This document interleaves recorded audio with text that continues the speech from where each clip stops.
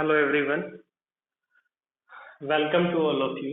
हम क्लास 10 का number system का लेक्चर नंबर 4 देख रहे हैं। अब तक हमने प्रीवियस लेक्चर्स में यूक्लिड डिवीजन लेमा देखा, एक लेक्चर में एलसीएफ देखा, थर्ड में हमने एलसीएम देखा। अब हमारा लेक्चर नंबर 4 है जिसमें हम यूक्लिड डिवीजन एल्गोरिथम पढ़ने वाले हैं, है ना। तो हमने अभी तक यूक्लिड डिवीजन लेमा देखा था, ये यूक्लिड डिवीजन एल्गोरिथम है ना। ये काफी इंपॉर्टेंट टॉपिक है इस चैप्टर का, क्योंकि इस टॉपिक पे बेस्ड आपको एचसीएफ निकालना पूछा जाता है एग्जाम में। बोर्ड में क्लियरली मेंशन होता है कि आप एचसीएफ निकालो with the help of Euclid division algorithm, है ना। और कई बार इसका रिटर्न में स्टेटमेंट भी पूछा जाता है कि यूक्लिड डिवीजन एल्गोरिथम का स्टेटमेंट दे, ठीक है ना। तो इसका यूज क्या है एचसीएफ निकालने के लिए। तो हमने ऑलरेडी 3 मेथड तो मैं आपको बता चुका हूँ एचसीएफ निकालने का। फोर्थ मेथड है यूक्लिड डिवीजन एल्गोरिथम, ठीक है। देखेंगे कैसे निकालेंगे। सबसे पहले यूक्लिड डिवीजन एल्गोरिथम का मतलब समझते हैं क्या है। If a and b are two positive integers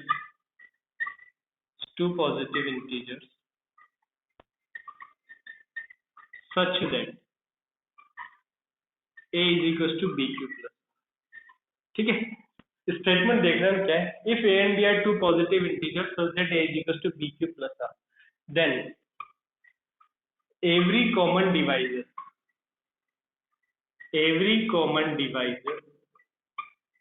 of a and b is a common divisor of b and r। समझते हैं इसको। इसी पे बेस्ड, इन दो लाइंस पे बेस्ड जो एक थ्योरम है उसी से एचसीएफ निकालने का मेथड आता है। दो नंबर है, आपने उसको a equal to b q plus r में लिख दिया, मतलब कुल मिला के यूक्लिड डिवीजन लेमा लगा के लिख दिया। तो क्या बोल रहा है, एवरी कॉमन डिवाइजर ऑफ ए और बी का जो भी कॉमन डिवाइजर है वो किसका कॉमन डिवाइजर होगा, is also a common divisor of b and r, है ना। ए और बी का जो कॉमन डिवाइजर है वो बी और आर का होगा, है ना। सिंपल सा प्रूफ है, आप चाहे तो प्रूफ कर सकते हैं पहले, लेकिन मतलब समझ में अच्छी तरह से क्या बोल रहा है। A is equal to b q plus r में कि every common divisor of a and b, है ना। ए और बी का जो भी कॉमन डिवाइजर है वो बी और आर का भी कॉमन डिवाइजर होगा। ए और बी में जो कॉमन डिवाइजर है वो बी और आर का भी होगा। कॉमन डिवाइजर मतलब एक फैक्टर जो दोनों में कॉमन होंगे वो फैक्टर इसमें भी कॉमन। चलो ठीक है, सिंपल सा प्रूव है। देखते हैं, हम मान लेते हैं कि ए और बी में कुछ भी एक कॉमन फैक्टर मान Q1, तो हम ऐसा लिख सकते हैं ए को CQ1 और बी को CQ2, है ना। Q1 Q2 किसको बिलोंग करेंगे, Q1 Q2 कुछ इंटीजर्स हो जाएंगे, बिलोंग्स टू इंटीजर, कुछ भी इंटीजर हो जाएंगे। और C क्या हो गया, कॉमन फैक्टर हो गया दोनों। यही तो हम प्रूव करना चाह रहे हैं कि ए और बी का जो कॉमन फैक्टर है या जो कॉमन डिवाइजर है वो बी और आर का भी होगा। हमने मान लिया ए और बी का कॉमन फैक्टर क्या है, तो एक नंबर ए उसको ऐसे लिख सकते हो CQ1 और बी को भी इसी तरीके से लिख सकते हो CQ2। अब इससे क्या प्रूव करना है कि अगर ए और बी का कॉमन C आ रहा है तो बी और C का भी कॉमन क्या आएगा, बी और आर का भी कॉमन क्या आएगा, C आएगा। तो ए और बी में C आ रहा है तो बी और आर में आपको C कॉमन बताना है, तो प्रूव खत्म। तो सिंपल सा प्रूव है, ए की जगह यहाँ CQ1 डाल दो, बी की जगह CQ2, ये वाला Q as it is plus r, इसको इधर ले लो, CQ1 minus CQ2 Q plus sorry is equals to r, r is equals to क्या कॉमन आ रहा है C, अंदर क्या बचेगा Q1 minus Q2 into Q। तो देखो यहाँ पर आर का भी कॉमन फैक्टर क्या आ गया C। तो प्रूव होगी थ्योरम कि ए और बी का जो कॉमन फैक्टर आपने C लिया था वही बी और आर का भी आ रहा है C। क्लियर। तो ये यूक्लिड डिवीजन एल्गोरिथम का स्टेटमेंट हो गया, उसका प्रूव हो गया जो आपको आना चाहिए, है ना। Every common divisor of a and b is also a common divisor of b and r. Prove कर दिया, ए और बी का कॉमन डिवाइजर C ले लिया हमने, अपनी इच्छा से मान लिया एक number a is equal to CQ1 b equal to CQ2, दोनों में C एक कॉमन फैक्टर ले लिया और ये वैल्यू पुट करी और पुट करके बता दिया यार आर में भी वही कॉमन फैक्टर होगा जो ए और बी में। तो सिंपल थ्योरम का प्रूव हो गया, every common divisor of a and b is also a common divisor of b and r. Clear. तो ये स्टेटमेंट हो गया। स्टेटमेंट अच्छे से याद रखें, स्टेटमेंट डायरेक्ट आपसे एग्जाम में पूछा जा सकता है। क्लियर? ओके, अब इससे एचसीएफ निकालना देखते हैं, एचसीएफ कैसे निकालना।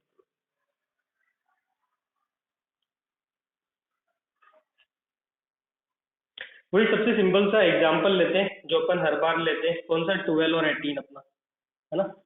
पहले भी अपन ने लिया था 12 और 18।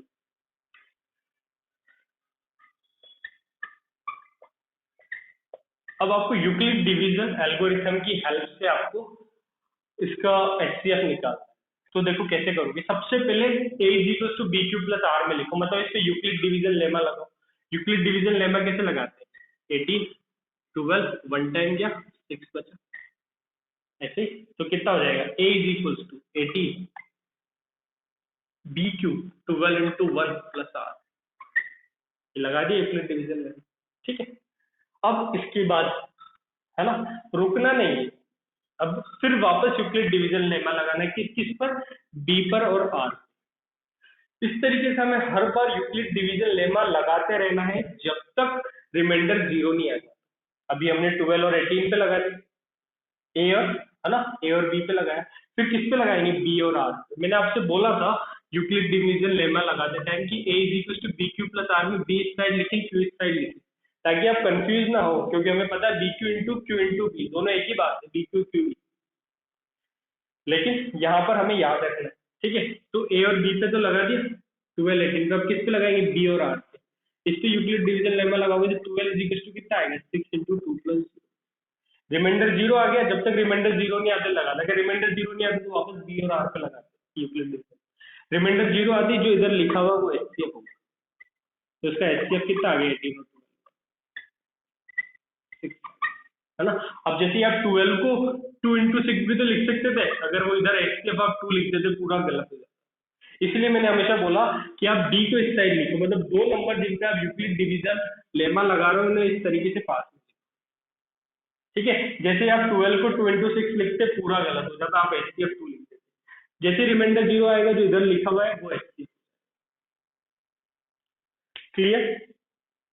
चलो कुछ और अच्छा क्वेश्चन आपको करवाता हूँ जिससे और क्लियरिटी आएगी ना। ये थोड़ा छोटा क्वेश्चन था, जल्दी खत्म हो गया।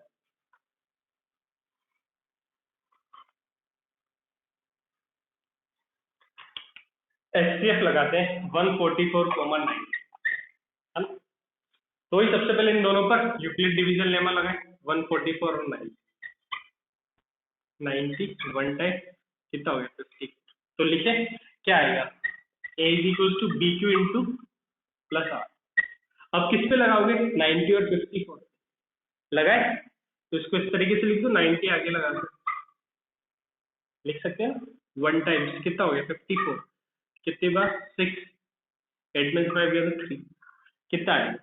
90 is equal to 54 into 1 plus 36। अब किस पे लगाओगे? 54 और 36 पे, तो 36 और 54 को डिवाइड करो इस तरीके से, कितना हो गया?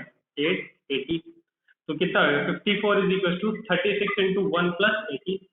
अब 36 और 18 पे यूक्लिड डिवीजन लगाओगे तो 36 इज इक्वल टू, लगा दो इधर 36 पे 2, 36 कितना आ गया? 0। तो कितना हो जाएगा? 18 इंटू 2 प्लस 0। और जो इधर लिखा है वो क्या हो गया? क्लियर? तो करना कुछ नहीं है, हर बार ए पकड़ना है, बी पकड़ना है, यूक्लिड डिवीजन लेमा लगा दिया, और यूक्लिड डिवीजन लेमा हमेशा बी और आर पे लगाना है जब तक रिमाइंडर 0 ना आ जाए। 1954 पे लगाया, फिर 54 36 पे लगाया, फिर 36 18 पे लगाया, कब तक लगाया? जब तक रिमाइंडर 0 नहीं आ जाता। और जैसे रिमाइंडर 0 आ जाएगा इधर वाला एचसीएफ हो जाएगा। क्लियर? या फिर एक और सिंपल तरीके से लिख सकते हो, बच्चे ऐसे भी करते हैं इस क्वेश्चन को। क्या करेंगे? सबसे पहले जो मैंने आपको एचसीएफ निकालने का थर्ड मेथड बताया था ना, डिवाइड वाला, वो पूरा ऐसे कैसे कर लेंगे, है ना। डिवाइड वाले मेथड से कर लेंगे पूरा, कि कैसे करते थे इसको, ऐसे, है ना। 54, फिर 90 को नीचे लेके आते थे, फिर 1 से 54, फिर 16, 36, फिर 54, 1, 36, 18, 36, 2, 36, ऐसे करते थे थर्ड मेथड से। अब इसी मेथड को अब यूक्लिड डिवीजन एल्गोरिथम से करना है तो पहले ये कर लो। अब इसी की हेल्प से आप यहाँ लिख दो। सबसे पहले यहाँ पर लिखो डिवीजन एल्गोरिथम या Euclid division. 144 is equals to 90 into 1 plus 54। ये लो स्टेप 1 कंप्लीट। अब ये वाले स्टेप का लिखो, कितना आएगा dividend 90 is equals to 54 into 1 plus 36, 54 into 1 plus 36। फिर इस वाले स्टेप का लिखो, डिविडेंड कितना है 54 is equals to 36 into 1 plus 80, 36 into 1 plus 80। फिर इस वाले स्टेप का लास्ट स्टेप का 36 इज इक्वल्स टू कितना हो गया 18 into 2 plus 0। और जो इधर लिखा है वही एचसीएफ है, इधर जो लिखा रहता है वही एचसीएफ है, तो एचसीएफ कितना आ गया। तो आप इस तरीके से भी कर सकते हैं, पहले आप इसको थर्ड फॉर्म में लिख लें और फिर यहाँ से देख देख कर डिवीजन एल्गोरिथम आप इधर डन। चलो कुछ और क्वेश्चंस करते हैं।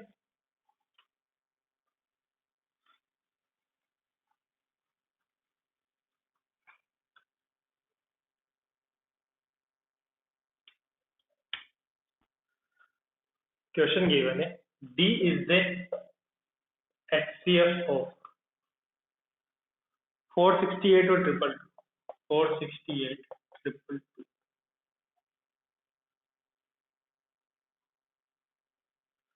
Find X and Y satisfy D is equals to 468X plus 222। ठीक है, क्वेश्चन में थोड़ा सा इम्प्रूव कर दिया अभी अपन ने। डी आपको बोला है एचसीएफ है 468 और 222 का, है ना, और डी को कुछ इस तरीके से लिखा है उन्होंने 468x प्लस 222y। तो आपको x और y का वैल्यू बताना है जिससे आपको डी के इक्वल आए।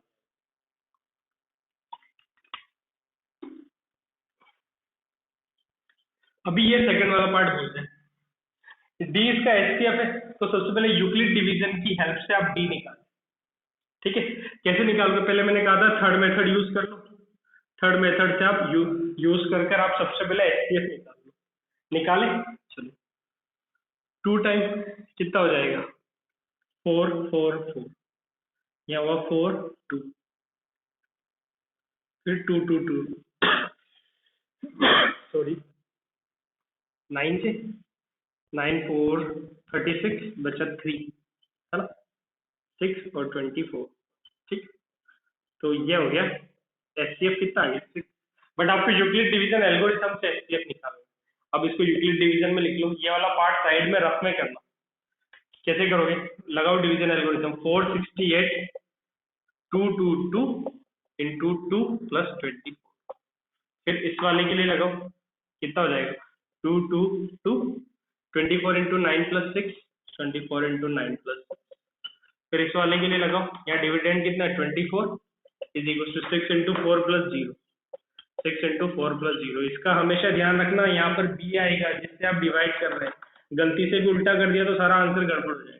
तो एचसीएफ कितना आ गया आपके पास 468 और 222 का 6 आ गया। सर ये किसकी वैल्यू आई एचसीएफ की, और एचसीएफ किसके इक्वल था डी, है ना। ये तो अभी सिर्फ डी के वैल्यू आई है आपकी, है ना। इस क्वेश्चन में एक और चीज आपसे पूछी है, उस चीज को कैसे निकालेंगे वो ध्यान से देखिए।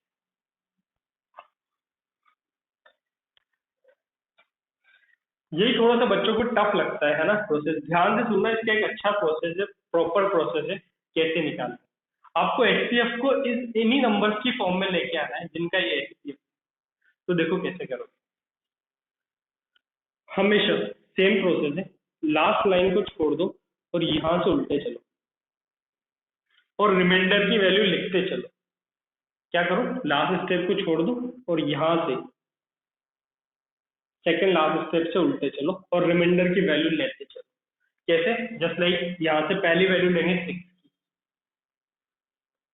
बाकी पूरा पार्ट इधर ट्रांसपोज हो जाएगा, तो 24 into 9 इधर आके माइनस में हो जाएगा, ये 222 है, तो 222 माइनस ये इधर ले लो 24 into 9। ये इस वाली स्टेप का काम खत्म। ओके, अब नेक्स्ट स्टेप कौन सी, ये वाली 24। अब इसका काम खत्म, 6 की वैल्यू डाल दी, अब इसका काम, तो इसमें पूरा ऊपर तक जाना पड़ेगा जब तक सारी स्टेप्स खत्म नहीं हो जाती। तो अब 24 का वैल्यू डालोगे, 24 का वैल्यू कितना डालोगे, इसको इधर ट्रांसपोज करो।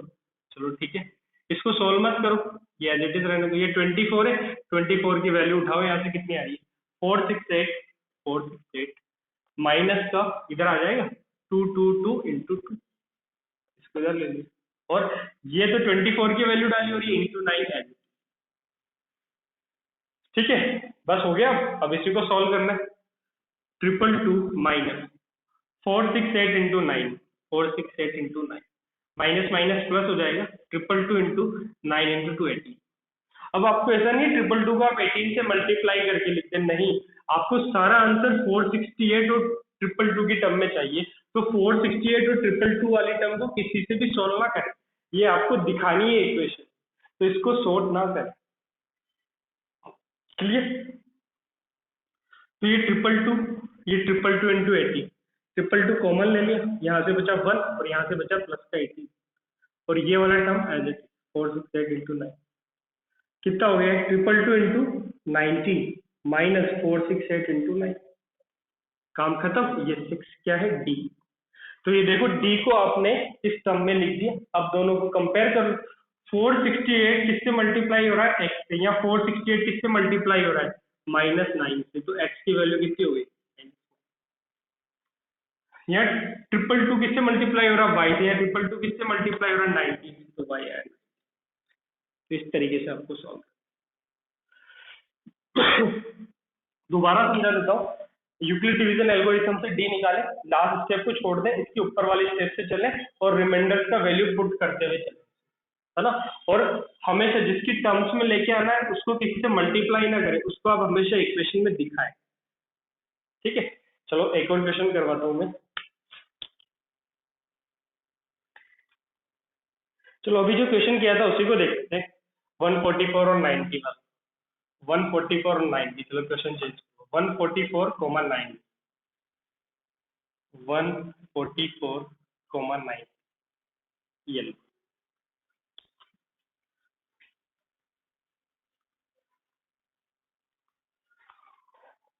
इसके लिए वही 144 90 की टर्म्स में लेके आना है एचसीएफ को और एक्स और वाई का वैल्यू निकालना। तो सबसे पहले क्या करें, यूक्लिड डिवीजन की हेल्प से निकालें। तो उसके लिए वही साइड में पहले 144 और 90 को सॉल्व कर दो। 54, 90, 154, 36, 54, 136, 18, 36, 236, ठीक है। इसमें स्टेप ज्यादा आएगी, है ना, तो इस टर्म में लाने के लिए कुछ ज्यादा करना पड़ेगा, इसलिए ध्यान से देखेंगे। एचसीएफ निकालना तो आएगा, डिवीजन एल्गोरिथम लगा के लिख दो फटाफट। 144 is equal to 90 into 1 plus 54, ये खत्म। इसका लिखो 90 is equal to 54 into 1 plus 36, इसका लिखो 54 is equal to 36 into 1 plus 18, फिर इसका लिखो 36 is equal to 18 into 2 plus 0। तो यहाँ से जो डी आया वो मतलब दोनों का एचसीएफ है 144 और 19 का, वो बहुत बार देखा हमने 18 के इक्वल, ठीक है। तो स्टेप 1 का तो काम खत्म हो गया, आपने एचसीएफ निकाल लिया इसमें से। अब जैसा मैंने बोला था सारी स्टेप्स आई होप आपने ध्यान से सुनी होगी, लास्ट स्टेप को छोड़ दो और यहाँ से आपको उल्टा, ठीक है। तो यहाँ से उल्टा चलते, तो सबसे पहले 18 की वैल्यू निकाल, कितनी आ रही है, इसको इधर ले आओ। 54, 18 की वैल्यू कितनी आ रही है, 36 इंटू 1, 1 तो 1 ही है, तो 36 क्या लिख दें इधर लाके, 54 माइनस, ठीक है। हमेशा ध्यान रखें इक्वेशन में इन दोनों चीजों को कभी किसी से मल्टीप्लाई ना करें, जिसकी टर्म्स में आपको चाहिए। 144 और 90 दिखना चाहिए, अभी तो दिख नहीं रहा, तो स्टेप 1 कंप्लीट, 18 की वैल्यू डाल दी। नेक्स्ट स्टेप 36 की वैल्यू डाल, तो 18 इज इक्वल्स टू 54 माइनस 36 की वैल्यू कितनी आ रही है, 19, ये 54 इधर ले आओ, कितना हो जाएगा, ब्रैकेट में लिखो 19 माइनस 50, 1 से कोई मतलब नहीं, डन। इसका भी काम खत्म। अब किसका नंबर है, इसका नंबर है। तो ऐसा करो पहले थोड़ा सा इसको सिंप्लीफाई कर लो, क्योंकि फिर अंदर और दिखेगा तो थोड़ा हैवी हो जाएगा। आप ऐसा करो माइनस पहले अंदर लो, -90 प्लस 50। अब 54 प्लस 54 आपको 108 नहीं लिखना है, 54 कॉमन ले लो, ऐसा लिख सकते हो 2 टाइम्स 54 और ये -90। फिर 54 की वैल्यू लिखनी है, 54 108 रख देते तो फिर इस स्टेप में आप किसकी वैल्यू रखो, है ना। तो 54 की वैल्यू रखो, कितनी आएगी, इधर ले लो 2 इंटू 54 की जगह क्या रखोगे 144 माइनस 90, 144 और ये वाला -90 है। सोल्व कर लो, कितना हो गया, 2 को अंदर मल्टीप्लाई कर लो, 2 इंटू 144 माइनस 2 इंटू 90 -90। अब 2 इंटू 90 180 नहीं लिख सकते आप, मैंने बोला था जिनकी टर्म्स में लेके आ रहा हूँ उनको एज इट इज रखना है, इससे मल्टीप्लाई नहीं करना, यूनिट 2 इंटू 90 80 180 कर दो, इनकी टर्म्स में लेके आना है, तो इसलिए इनको तो रखना है आपको। कितना हो गया 2 इंटू 144, यहाँ से -90 कॉमन लोगे, यहाँ 2 बचेगा वहाँ 1 बचेगा, कितना हो जाएगा, कंपेयर कर लो, x की वैल्यू कितनी आ गई, 144 का कोफिशिएंट x है, यहाँ 2 है तो x2 आ गया, y कितना आ गया, ये 90 का कोफिशिएंट y है, ये माइनस, तो x2 आ गया और y -3 है। डन। तो आई होप आप लोग सीख गए होंगे इस चीज को अच्छे से।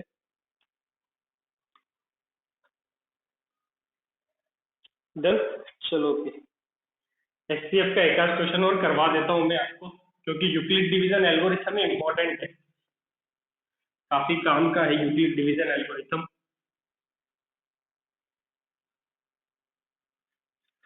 एचसीएफ 97,10 यूक्लिड डिवीजन एल्गोरिथम की हेल्प से इसका एचसीएफ हमें निकालना है ना, तो चलो निकालते हैं।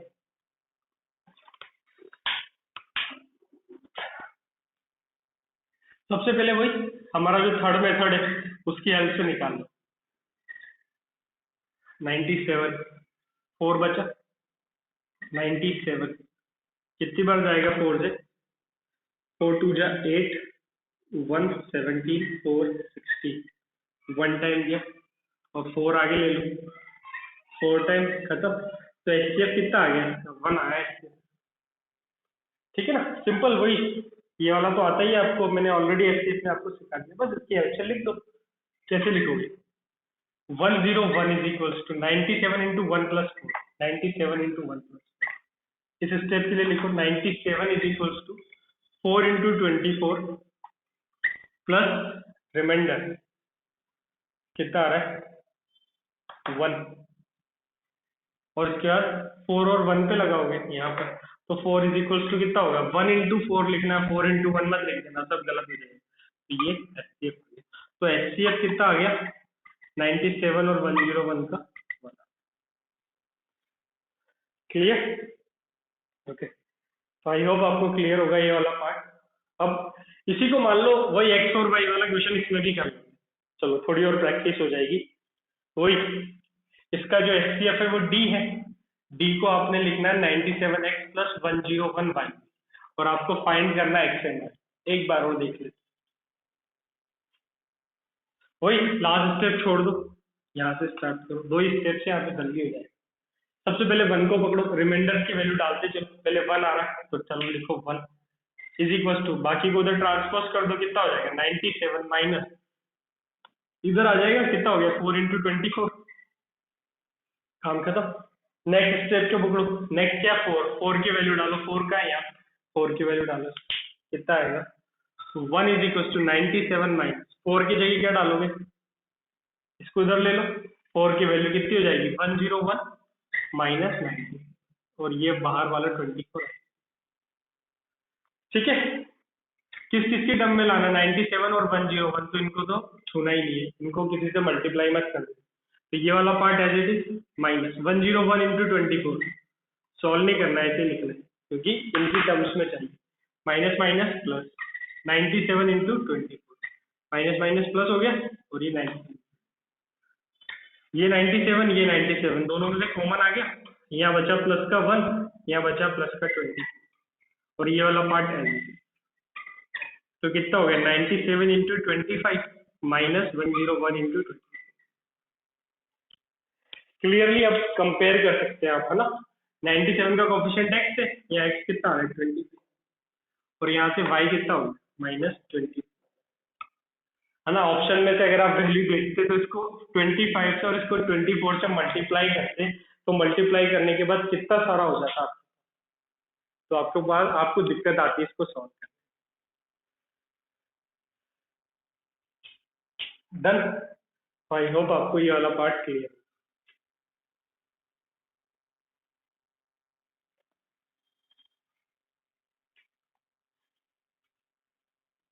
तो ये यूक्लिड डिवीजन एल्गोरिथम वाला पार्ट आपका इसमें कंप्लीट हो गया। नेक्स्ट पार्ट आता है प्रूफ ऑफ इर्रेशनलिटी, है ना। नेक्स्ट वाला पार्ट आएगा आपका प्रूफ ऑफ इर्रेशनलिटी। तो देखते हैं, चलो इसको भी स्टार्ट करते हैं इसी में। प्रूफ ऑफ इर्रेशनलिटी, नाम से ही क्लियर है कि कुछ इर्रेशनल टाइप प्रूफ करना होगा। प्रूफ ऑफ इर्रेशनल, इस टॉपिक में क्या करेंगे, जैसे रूट टू आपको पता है इर्रेशनल नंबर है, तो उसको प्रूव करेंगे क्या, root two irrational, √3 irrational, √5 irrational, ठीक है। उसको करने से पहले एक थ्योरम पढ़ लेते हैं। एक थ्योरम बहुत ज्यादा काम में आएगी आपके यहाँ पर, वो थ्योरम समझते हैं क्या है। उस थ्योरम के बेस पर ही इसका प्रूफ है ना। ये थ्योरम जनरली पूछी नहीं जाएगी और कोई डिफाइंड नाम नहीं है इसका, है ना। जस्ट लाइक हमने अज्यूम कर लिया P है प्राइम नंबर, ठीक है, और A है पॉजिटिव इंटीजर। P है प्राइम नंबर और A है पॉजिटिव, ठीक है। अब इस थ्योरम का स्टेटमेंट सुनो क्या कहते हैं। If P is a factor of A square, if P is a factor of A square, then P is also a factor of A, है ना। ये थ्योरम का स्टेटमेंट है, इसको समझेंगे अच्छे से। पहले आप देख लें, if P is a factor of A square, अगर P A स्क्वायर का फैक्टर है तो P कंफर्म है कि P A का भी फैक्टर होगा, ठीक है। अब इसको देखते हैं कि मतलब क्या है। और ये थ्योरम सिर्फ प्राइम नंबर के लिए लगती है, P रिप्रेजेंट प्राइम। मान लो A स्क्वायर को ले लिया मैंने 36, परफेक्ट स्क्वायर है तो A स्क्वायर को 36 लेना पड़ा। प्राइम फैक्टराइज करो, क्या हो जाएगा 2 स्क्वायर 3, ठीक है। तो हम क्या बोल रहे हैं, P क्या है, इसका फैक्टर, इसके फैक्टर क्या आ रहे हैं 2 और 3, प्राइम नंबर ही ले सकते हैं, मान लो इसका फैक्टर ले लो 2, ठीक है। तो A स्क्वायर का फैक्टर आ रहा है P आ रहा है। A स्क्वायर 36 से तो A कितना होगा 6 होगा, A स्क्वायर 36 से तो A 6 होगा। P आपने कितना लिया 2, तो सही बात है यहाँ P जो 2 है वो 6 का भी फैक्टर है, सही बात है। आप इसे 3 कर दो, 36 का फैक्टर 3 आ रहा है, इसको 3 कर दो। A स्क्वायर 36 से A 6 होगा, तो P जो 3 आ रहा है वो 6 का भी फैक्टर होगा, बिल्कुल सही। तो मैंने बोला सिर्फ प्राइम नंबर के लिए लगता है। देखते हैं कि क्या मैं दूसरा नंबर लूंगा तो सही हो जाएगा क्या। जस्ट लाइक मैंने ले लिया इसको 4, इसको ले लिया 4, क्या 36 का फैक्टर है क्या, हाँ 4 36 का फैक्टर, बट A स्क्वायर 36 है तो A 6 होगा। तो ये 4 क्या 6 का भी फैक्टर होगा क्या, नहीं होगा। थ्योरम गलत, थ्योरम गलत नहीं हुई, हम चेक कर रहे थे कि बिना अगर प्राइम नंबर नहीं लूंगा तो भी ये स्टेटमेंट करेक्ट रहा क्या, तो स्टेटमेंट करेक्ट नहीं रहा क्योंकि यहाँ 4 आ रहा है, फिर 4 6 का फैक्टर नहीं होगा। इट मीन्स ये थ्योरम सिर्फ प्राइम नंबर के लिए ही लगती है, प्राइम नंबर के लिए ही एप्लीकेबल है ये, तो इसको ध्यान रखें, है ना। क्या स्टेटमेंट है थ्योरम का, अगर P फैक्टर है A स्क्वायर का तो P फैक्टर होगा A का, P फैक्टर है A स्क्वायर का तो P फैक्टर होगा A का, ठीक है। अब इसको यूज करते हैं, अपन यूज कैसे करते हैं, ध्यान से समझना है इसका यूज क्या है, ठीक है। चलो एक क्वेश्चन तो कर ही लेते, इस थ्योरम की हेल्प से प्रूव करते हैं √2 irrational number, prove that √2 is an irrational number.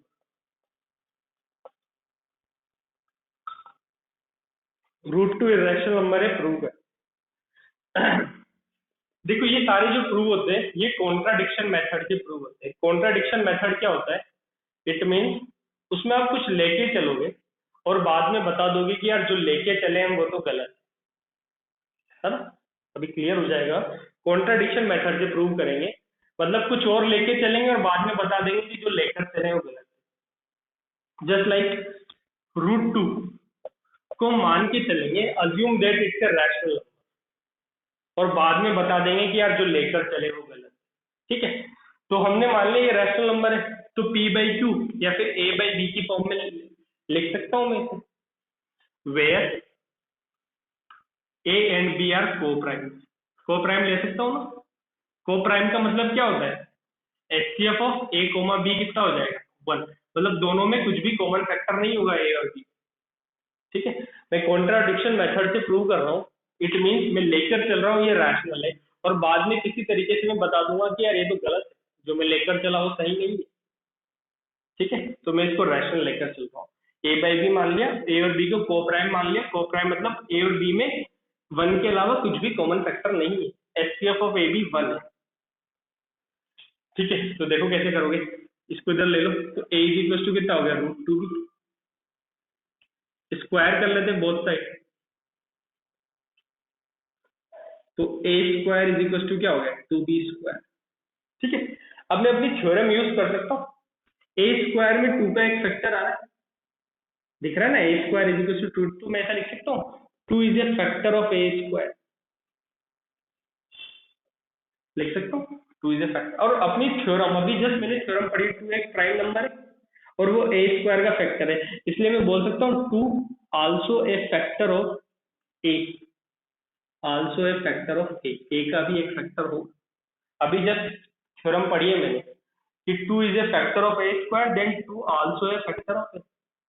अब a, अब a में 2 का एक फैक्टर होगा, तो a को ऐसे लिख सकता हूँ a is equal to 2c, where c is some integer, where c is some integer.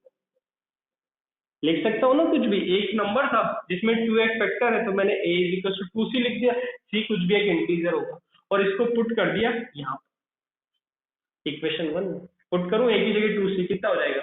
2c का whole square is equal to ये वाला पार्ट 2b स्क्वायर है, फिर ये कितना हो गया? 4c square is equal to 2b square, फिर b square is equal to, ये कट जाएगा 2 टाइम, तो b square is equal to 2c square. Done. फिर वापस देखो इसे क्या लिख सकते हैं, सेम वही b स्क्वायर में 2 का एक फैक्टर आ रहा है, तो ऐसा बोल सकता हूँ 2 is a factor of b square. ठीक है, 2 is a factor of b square, 2 is a factor of b square, वही अपनी थ्योरम से क्या बोल दूंगा? 2 is a factor of b, क्योंकि 2 प्राइम नंबर है तो बोल सकता हूँ। अब ध्यान से देखो, स्टेटमेंट 1 एंड स्टेटमेंट 2। स्टेटमेंट 1 क्या बोल रहा है कि a में 2 का एक फैक्टर है। स्टेटमेंट बी क्या बोल रहा है? स्टेटमेंट 2 क्या बोल रहा है कि b में 2 का एक फैक्टर है, a में भी 2 का फैक्टर है, b में भी 2 का एक फैक्टर है।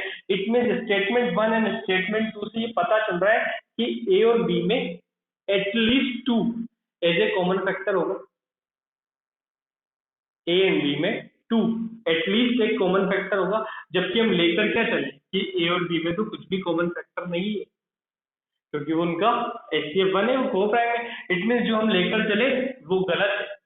इट मीन √2 क्या हो गया? इर्रेशनल। इस तरीके से पढ़ना है, तो आपको यहाँ लिखना पड़ेगा from statement 1 and statement 2 we can say that. क्या लिखोगे? सुन लो, लिख नहीं रहा मैं। From statement 1 and statement 2 we can say that a and b at least have 2 as a common factor. It contradicts that fact a and b are co-prime. So √2 is an irrational. Clear? तो इस तरीके से आपको ये prove करना है। मैं एक बार और आपको एक्सप्लेन कर देता हूँ। आप लेके चलोगे रैशनल a/b, a और b को आपने को-प्राइम मान लिया, इसको इधर ले लिया, a equal to √2b, square करा both side, a square equal to 2b square आ गया। a स्क्वायर में क्लियरली दिखा है 2x फैक्टर होगा। हमारी थ्योरम से हम लिख सकते हैं कि 2 जो फैक्टर है वो a में भी होगा। a में 2x फैक्टर है तो a को मैं 2c लिख सकता हूँ, where c is some integer. इसको ऊपर पुट कर दिया, सॉल्व किया, तो वही b square equal to 2c square, इसी तरीके का स्टेटमेंट आ गया। तो वही b स्क्वायर में 2 का एक फैक्टर दिख रहा है, तो हमारी थ्योरम से b में एक 2 का एक फैक्टर होगा। तो a में भी एक फैक्टर है 2 का, b में भी एक फैक्टर है 2 का। इसमें a और b दोनों में एक कॉमन फैक्टर 2 तो होगा ही सही, जबकि ये बोल रहा है a और b में तो कुछ कॉमन है ही नहीं 1 के अलावा। इट मीन ये कॉन्ट्राडिक्ट हो रहा है, मतलब जो लेकर चले वो गलत है।